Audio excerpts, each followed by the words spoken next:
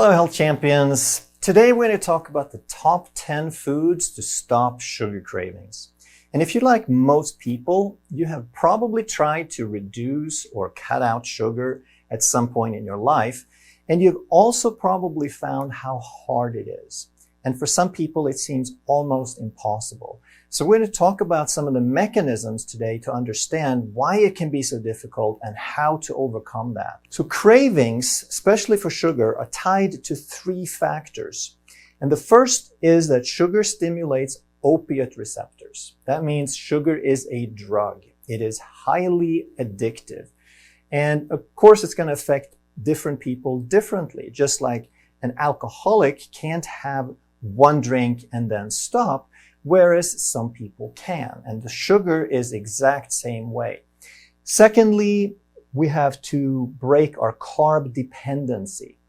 If you have taught your body to top off, to expect to top off blood sugar every couple of hours, then your body doesn't know how to generate energy without that frequent snack and those high carbohydrate. And if you also tied that habit into the pleasure of sugar from these drug receptors, that makes it even more difficult. And third is emotional conditioning, that we can break our physiological addiction in a matter of days, 3-4 days, and we're done. Your body has rewired.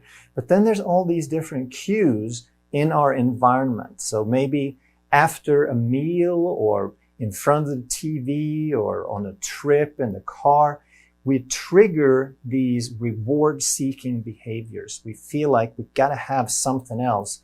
Even though the physical addiction is gone, we still have this emotional conditioning. So we have to understand that this transition is a process, that we have to be firm. It's going to take some time. The physiological addiction is going to be pretty fast, but the emotional is going to be taking that transition. It's going to take a little bit longer. And we have to recondition every system in our body that's involved. So we're going to talk about 10 different foods and categories to make it easier for you to break that sugar addiction. But don't click off at the end because there's a bonus that you're going to love. One of the most important things to recondition is our energy production. So realize that if your body is used to sugar for fuel and you cut it out, then it's not going to know what to do in the short term. So you have to give it something else, such as fat and protein. And another thing is, don't try to do too many things at once. So someone might say, oh, I'm going to start my life over. I'm going to stop drinking, stop smoking. I'm going to do intermittent fasting and stop sugar and lose weight and exercise all at once. That's a recipe for failure. You cannot go hungry and stop sugar at the same time. So don't make any drastic changes other than cutting out the sugar. The next thing to recondition are enzyme pathways. And fat uses certain enzymes, carbohydrate uses certain enzymes, and your body is going to have to adapt and upregulate some and downregulate others. But like I said, this happens pretty fast. In 2, 3, 4 days, most of that is going to be taken care of for you as long as you're consistent. And at the same time, your body will also need to rewire neural pathways and some emotional habits. And this is going to take a little bit longer, probably 3 to 4 weeks. So because of these opiate receptors that we mentioned, sugar is a highly addictive substance. But it's not just the substance itself, it's because of what we have done with it. So if you take this flower, it's called poppy, and it is perfectly natural. However, if you refine it 1,000 times and turn it into heroin, then it's not natural anymore. We changed it. We extracted a powerful component and concentrated it 1,000-fold, and now it becomes one of the most addictive drugs there are. And sugar is the same way. It is one of the most natural substances in the world. There's a little bit of sugar in everything, but the key is a little bit. When we concentrate it, when we refine it, then it's not natural anymore. And now it becomes a drug. So I'm not opposed to sugar in all the different forms, because sugar, like I said, it's in everything, but you have to find out at what level does it become a drug for you. So food number 10 is berries. So based on what we just talked about with rewards, it can be nice to have something to transition with. So instead of having sugar, instead of having processed candy and snacks and desserts, a berry can be a very nice reward. You get a little bit of sweet, and for most people, it's not going to set off any addictive behavior. So it's only slightly bad. You're getting a little bit of sugar, but for most people, it's going to be all right. However, that's most people, not everybody. So this is not okay for some. For some people, it's going to be like an entry, it's going to be a pathway drug where it's going to set off that addictive behavior. And this could be even just the sweet taste, even things that don't even have sugar in them, such as alternative sweeteners like stevia and monk fruit and sugar alcohols that don't actually have anything that raises blood sugar, but just the taste itself can set off that behavior. So is stevia all right? For most people, yes, but you have to recognize if it is okay for you or if it triggers some addictive behavior. So in order for this to work, you need to set a goal. And if you're truly addicted to sugar, then you need to understand that you can't have just a little bit. You need to cut it out completely to break that drug addiction. And once you make a decision means to cut off all other possibilities. So it's like you draw a line in the sand. And I always think of the movie Lord of the Rings, where Gandalf says, "You shall not pass." And that's how you want to think of this line in the sand. Once you've drawn it, once you made that decision, then it is not even an option to cross that line. Then you set a time limit for yourself. So I would suggest that you do it for a month. Your physiological addiction is going to be broken. It's going to be fine in a few days' time. But then you have all these emotional habits, and it takes somewhere around 3 weeks to make new habits. So I think a month is a good goal, good time period for a goal. And unless you are superhuman, then you want to throw out all the sugar, because if it's around and you're not superhuman, then you will probably eat it at some point. It's too much of a temptation. Don't keep it around. Number 9 is spices. And we have things like cinnamon that actually help stabilize blood sugar. It helps the body control blood sugar better, and therefore it's been shown to reduce cravings. We've got fenugreek and turmeric. There are 2 herbs that are pretty major components of curry. So if you like curry, then just eat a bunch of it, have some cinnamon. You don't have to go buy supplements that have these in capsules or anything, because the spice is going to do the same thing for you. Cloves is another one, and ginseng is another. So ginseng, you probably would have to go buy a supplement, but again, don't spend a fortune. The reason this is number 9 is that this is like the last few percent. They can help you a little bit, but don't count on this. You have to do all the other things that we talked about. Number 8 is leafy greens, and 7 is non-starchy vegetables. So what do these do? They fill you up. They have some volume because of the fiber. And if you have some fluid, some water with the fiber, then they create some volume. And it's not going to be satisfying by itself, because you can eat these and they have some volume, but they don't really give you any energy. They don't have a lot of calories. So you don't want to eat them just by themselves, but it's going to be a foundation. It's going to be part of the things you eat, and then you add other things to it. And here's probably the root of all of these addictive behaviors and all these imbalances when it comes to sugar, is carb dependence. That your body requires stable energy. You have to have energy to function. Your mood, your energy, your ability to do things depends on stable energy. But it should not come from snacking.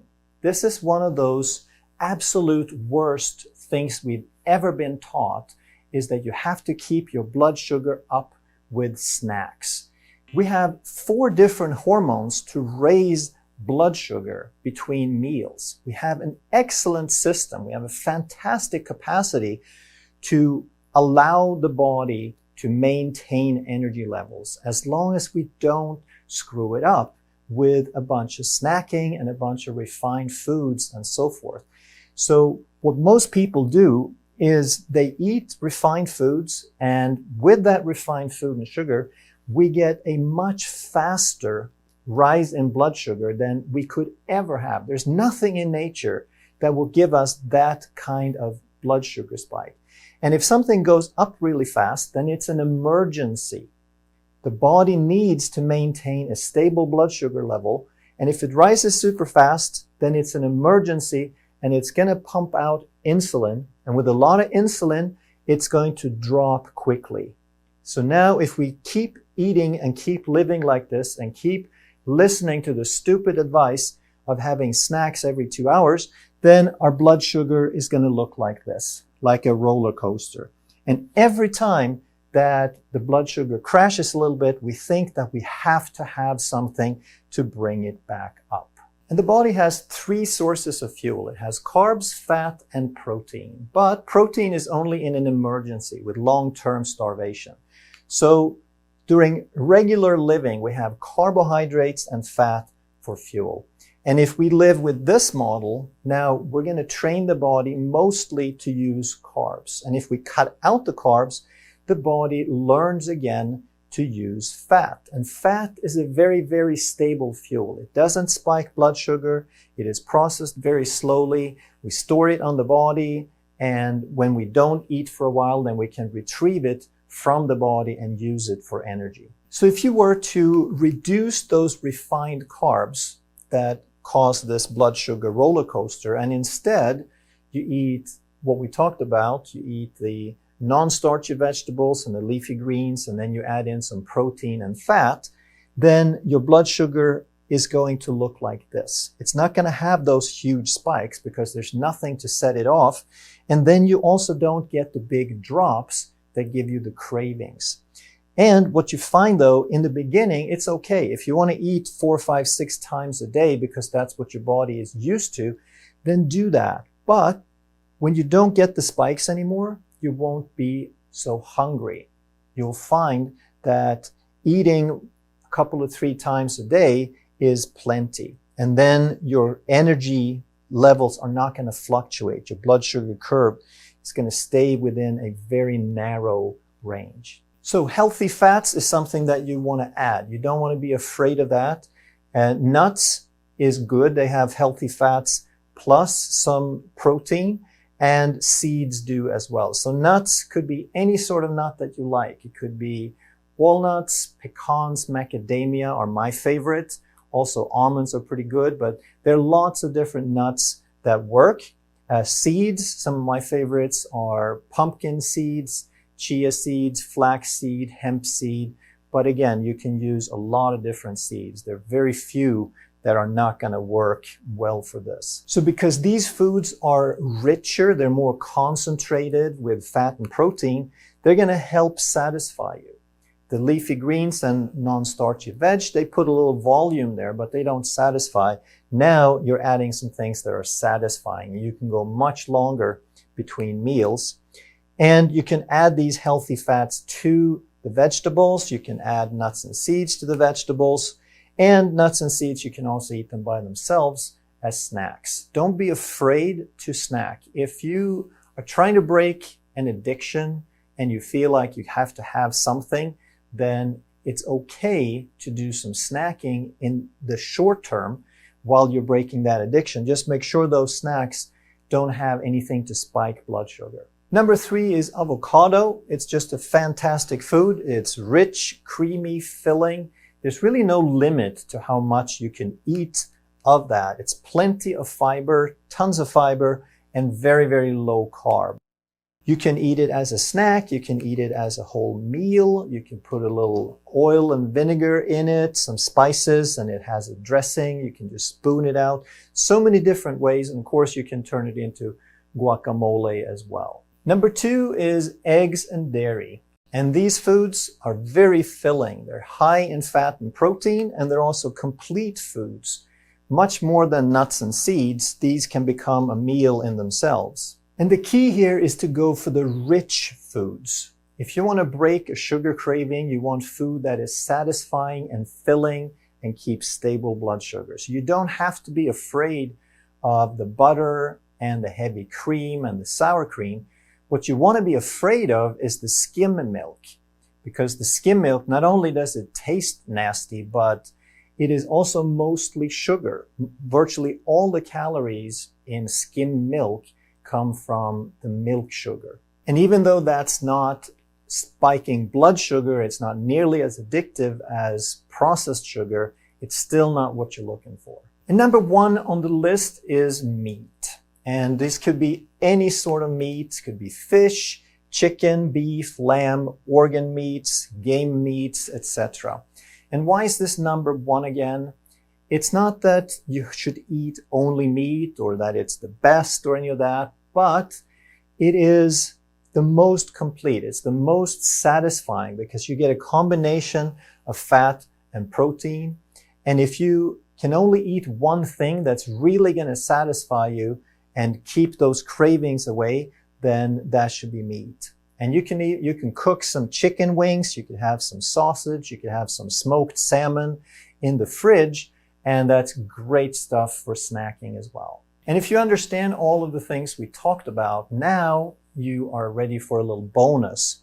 And the first one is apple cider vinegar, because in apple cider vinegar, there are several things. One of them, though, is short-chain fatty acids. And these short-chain fatty acids, they feed the beneficial gut bacteria that actually help you with blood sugar. They help stabilize blood sugar, and they can reduce cravings when you have that type of bacteria.